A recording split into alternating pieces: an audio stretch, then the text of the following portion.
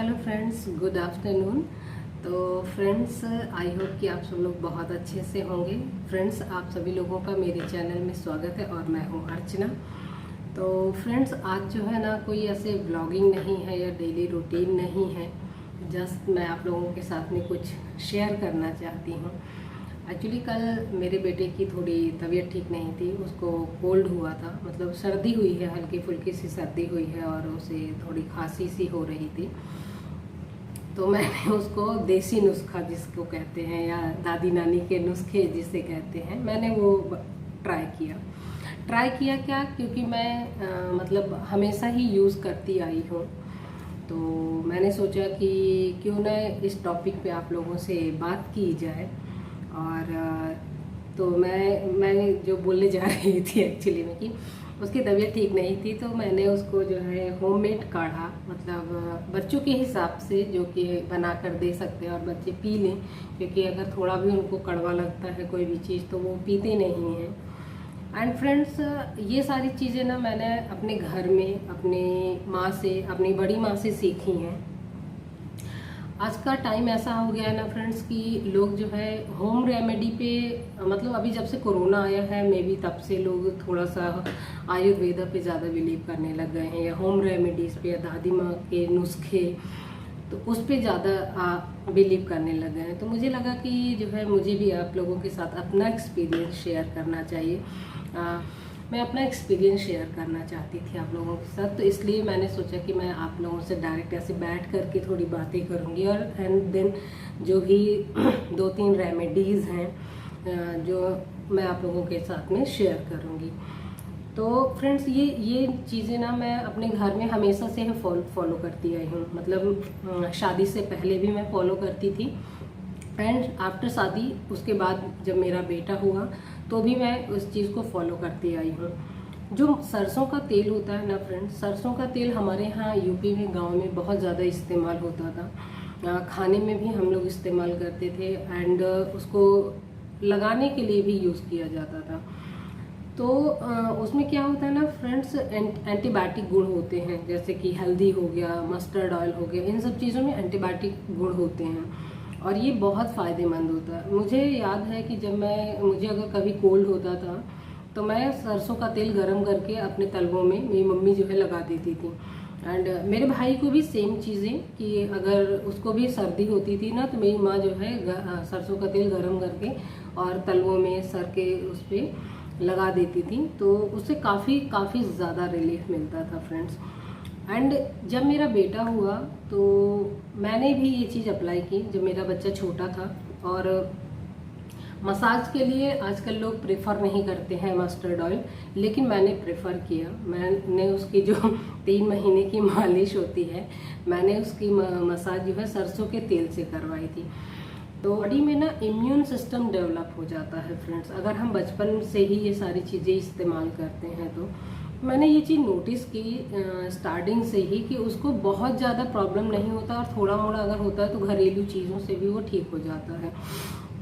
अभी उसको कोल्ड हुआ, थोड़ा, बहुत ज़्यादा नहीं है, थोड़ा ही है, क्योंकि वो स्कूल में स्विमिंग स्टार्ट किया है उसने, और स्विमिंग का पानी अभी ठंडा रहता है क्योंकि बारिश चालू हो गई है। तो बारिश की वजह से वेदर भी चेंज हुआ है, थोड़ा ह्यूमिड है, थोड़ा ठंड सी हो जाती है, थोड़ी गर्मी होती है, इस वजह से उसको कोल्ड हो गया। तो मैंने उसको जो है जो रेमेडी दी है उससे उसको काफ़ी रिलीफ हुआ है। मतलब अभी मैंने सिर्फ उसको 2 से 3 बार ही दिया है और उसमें काफ़ी ज़्यादा उसको फ़ायदा हुआ है। तो मुझे लगा कि ये सारी चीज़ें मैं आप लोगों के साथ में शेयर करती हूँ।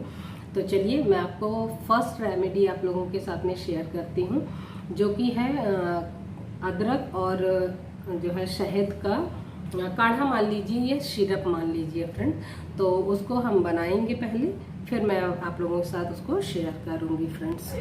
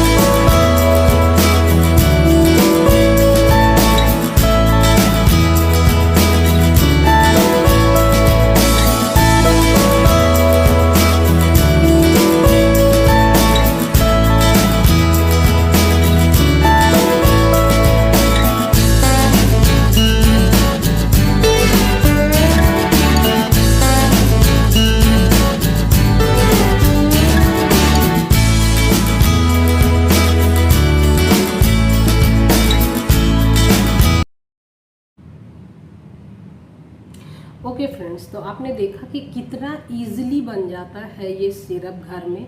अदरक को जस्ट मैंने बस कूटा और उसको मैंने निचोड़ लिया, छन्नी में मैंने उसका रस निचोड़ा और 1 चम्मच रस होगा अदरक का और 1 ही चम्मच मैंने शहद लिया था और उसको पका लिया था और थोड़ा गुनगुना ही मैंने अपने बच्चे को पिलाया।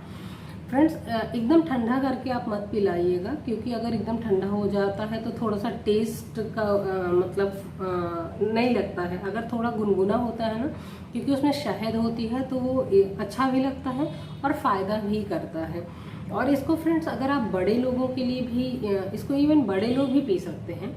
अगर आप बड़ों को के लिए इस्तेमाल कर रहे हैं तो उसमें थोड़ा सा आप काली मिर्च का पाउडर भी ऐड कर सकते हैं फ्रेंड्स। उससे काली मिर्च हो गया, अदरक हो गया और शहद हो गया, ये सब चीज़ें बहुत ज़्यादा फ़ायदेमंद होती हैं फ्रेंड्स। इवन हम लोग जब घर में काढ़ा बनाते हैं तो उसमें भी हम काली मिर्च ऐड करते हैं, तो आप इसमें काली मिर्च भी ऐड कर सकते हैं। मैंने काली मिर्च इसलिए ऐड नहीं की क्योंकि बच्चे को पिलाना था और काली मिर्च तीखी होती है तो वो पीता नहीं। एंड अब मैं आप लोगों के साथ दूसरी रेमेडी भी शेयर करूँगी जो मस्टर्ड ऑयल की है फ्रेंड्स। तो मैं आप लोगों के साथ दूसरी रेमेडी भी शेयर कर लेती हूँ। तो फ्रेंड्स, अब मैं आप लोगों के साथ दूसरा नुस्खा शेयर करने जा रही हूँ और ये है सरसों का तेल यानी कि मस्टर्ड ऑयल। तो सबसे पहले मैं गैस ऑन करूँगी, इसमें मैं एक पैन डाल रखूँगी और इसमें थोड़ा सा मैं सरसों का तेल डाल दूँगी और इसमें फ्रेंड्स मैंने 2 से 3 मैंने इसमें लौंग ली हैं और 2 से 3 छोटी साइज़ की लहसुन थी, उसको मैंने काट लिया है, छील करके काट लिया है और हाफ टी स्पून मतलब आधा छोटी चम्मच मैंने अजवाइन लिया है। अब इन तीनों चीज़ों को फ्रेंड्स मैं इसमें डाल दूँगी तेल में ही और इसको पका लेंगे हम।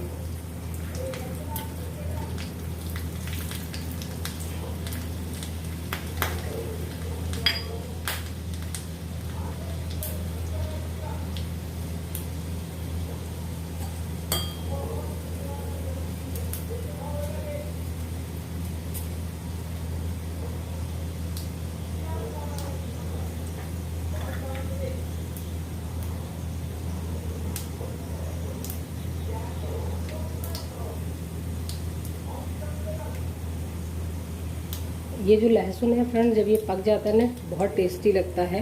तो मैं इसको क्या करूँगी, सब कुछ छान लूँगी। अगर हाँ आपके बच्चे खाते हों तो ज़रूर ये लहसुन निकाल करके आप उनको खिला सकते हैं, ये बहुत ओके फ्रेंड्स। तो आप लोगों ने ये देखा कि मैंने जो है जो सरसों का तेल था, सरसों का ऑयल लिया, उसमें कर लिया। अब ड्रेन आउट नहीं करेंगे तो भी चलेगा फ्रेंड्स, ऐसा कुछ नहीं है कि आपको कंपलसरी ही है उसको ड्रेन करना।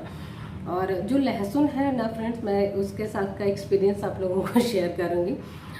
मेरे घर में मतलब मेरा जो परिवार है वो बहुत बड़ा परिवार है। तो मेरे भाभी का बेटा हुआ था एंड मेरी बड़ी माँ जब उसको मसाज करती थी तो वो ऐसे ही ऑयल बनाती थी, पकाती थी एंड उसको अप्लाई करती थी, मसाज करती थी। तो उसका जो पका हुआ लहसुन होता है ना, थोड़ा सा करारा सा हो जाता है, ऐसे सुनहरा सा, तो खाने में बड़ा टेस्टी लगता था। तो मैं पूरे लहसुन निकाल के खा लेती थी।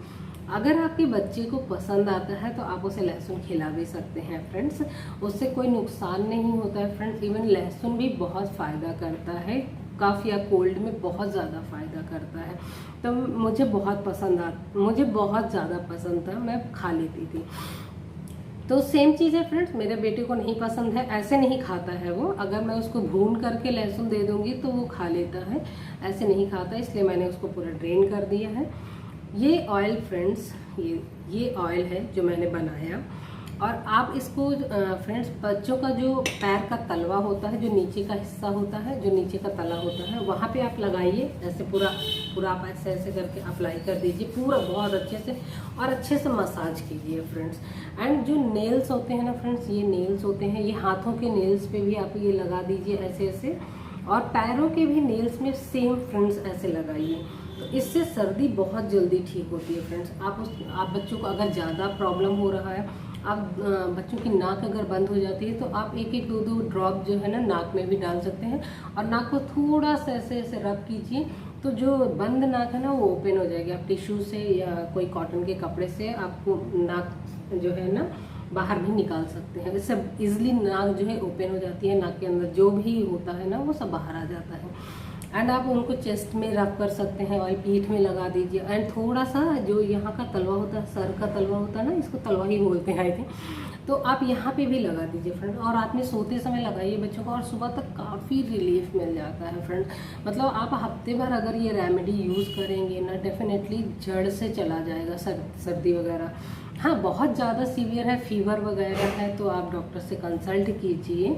बट अगर वेदर चेंज होता है और थोड़ा वो बहुत होता है तो डेफिनेटली आप ये रेमेडी यूज़ कीजिए फ्रेंड्स। मैं अपना बताती हूँ, मैं कभी भी जो है मेडिसिन्स नहीं लेती, मैं कभी भी सर्दी के लिए मेडिसिन नहीं प्रेफर करती फ्रेंड्स। मैं हमेशा होम रेमेडी से ही ठीक हो जाती हूँ।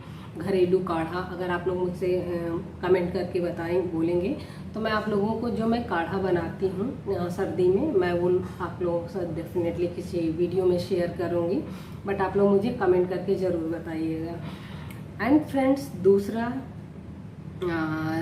एक और जो है नुस्खा है जो मैं वो भी आप लोगों के साथ में शेयर करना चाहती हूँ। तो वो है फ्रेंड्स ये गुड़। मोस्टली घरों में गुड़ होता ही है फ्रेंड्स, और ये गुड़ जो है ना बहुत ही ज़्यादा इफ़ेक्टिव है, बहुत ज़्यादा। मुझे अगर कभी भी सर्दी होती है फ्रेंड्स, नाक बंद हो जाए या गले में खराश होती है जैसे, तो मैं ये गुड़ को प्रेफर करती हूँ। आप रात में सोते समय ये गुड़ खाइए, खाना ना खा लीजिए, पानी पी लीजिए, सब कुछ कर लीजिए फ्रेंड्स। अगर आपको ब्रश करना है, जो भी करना है, वो सब चीज़ों से आप फ्री हो जाइए। देन आप ये गुड़ खाइए, थोड़ा सा गुड़ खा लीजिए आप, तकरीबन इतना गुड़ आप ले लीजिए, इतना गुड़ खा लीजिए आप, और पानी मत पीजिए फ्रेंड्स, और सो जाइए।